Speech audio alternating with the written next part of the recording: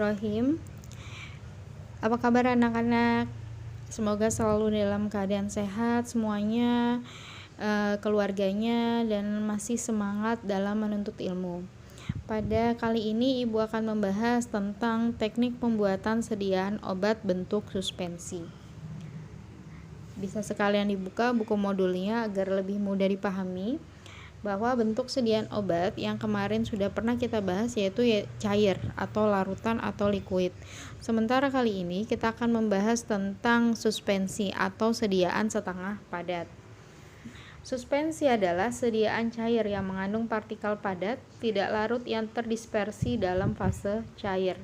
Suspensi itu ada beberapa jenis. Yang pertama adalah suspensi oral, sediaan cair yang mengandung partikel padat yang terdispersi dalam pembawa cair dengan bahan pengaroma yang sesuai dan ditujukan untuk oral, jadi dimasukkan ke dalam mulut.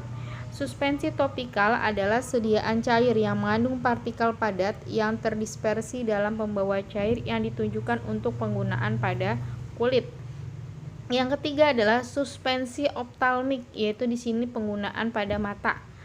Yang keempat, suspensi tetes telinga, yaitu digunakan atau diteteskan pada telinga bagian luar. Yang kelima, suspensi untuk injeksi, yaitu disuntikan secara intravena atau ke dalam saluran spinal. Yang keenam, suspensi untuk injeksi terkontinu adalah sediaan padat kering dengan bahan pembawa yang sesuai untuk membentuk larutan yang memenuhi semua persyaratan untuk suspensi steril setelah penambahan bahan pembawa yang sesuai. Ukuran partikel. Nah, di sini ada beberapa stabilitas suspensi dan penilaiannya. Yang pertama, ukuran partikelnya. Yang kedua adalah kekentalan atau viskositas. Yang ketiga adalah jumlah partikel atau konsentrasi. Yang keempat adalah sifat atau muatan partikel. Perlu diketahui bahwa suspensi ini contohnya kalau yang ada di luar itu kayak Scott emulsion. Nah, itu contoh sediaan bentuk suspensi. Bahan pensuspensi atau suspending agent dapat dikelompokkan menjadi dua, bisa dari alam atau bisa dari buatan, yaitu sintetis. Metode pembuatan sediaan obat bentuk suspensi. Cara mengerjakan obat dalam suspensi adalah sebagai berikut. Yang pertama, metode pembuatan suspensi. Suspensi dapat dibuat dengan dua cara. Yang pertama, metode dispersi dan metode precipitasi. Sistem pembentukan suspensi. Sistem pembentukan suspensi terdiri atas dua, yaitu sistem flokulasi dan sistem deflokulasi. Flokulasi. Partikel merupakan agregat yang basah.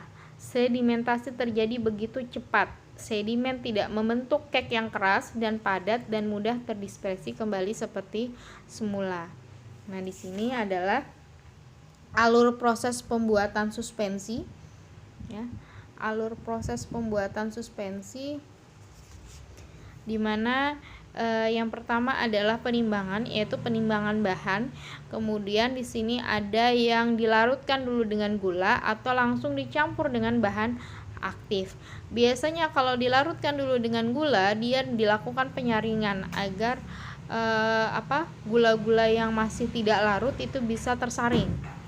Kemudian pencampuran bahan aktif di sini yaitu dilakukan colloid mill. Terakhir, pencampuran akhir. Setelah pencampuran akhir, pengisian dan penutupan botol, kita menggunakan botol. Kemudian labeling, kita lakukan etiket, pemberian etiket. Yang selanjutnya adalah pengemasan sekunder. Biasanya pengemasan sekunder itu adalah pengemasan menggunakan kardus obat. Nah, habis itu langsung didistribusikan ke gudang obat jadi. Nah, ini adalah alur proses pembuatan suspensi.